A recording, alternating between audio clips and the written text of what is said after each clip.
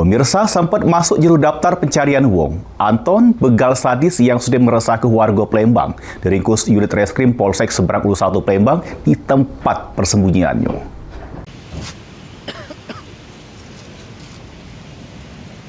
Inilah Anton, pelaku begal sadis yang tak segan-segan ngelukoi korbannya dengan senjata landep.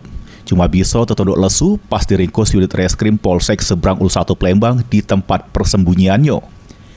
Aksi terakhir pelaku terjadi di Jalan Bungaran 5, Kelurahan 8 Ulu, sehingga ngebuat korban mengalami luka tuja di beberapa bagian badan hingga rainya. Kapolsek Seberang Ulu 1 Palembang, Kompol Heri ngatoke, modus pelaku minta antar korban, sesudah itu korban diarah ke pelaku ke tempat sepi, langsung ditodong ke pisau. Korban yang sempat ngelawan akhirnya jadi sasaran kebrutalan pelaku sehingga mengalami 11 luka tuja. Kita kembali melakukan penangkapan terhadap satu pelaku yang mana pelaku tersebut termasuk kategori sadis karena korban ditusuk sebanyak 11 kali di bagian tubuh, baik itu di bagian wajah, tangan, dan badan. Atas perbuatannya, pelaku terancam pidana penjara paling lama 12 tahun. Heru Wahyudi, PAL TV.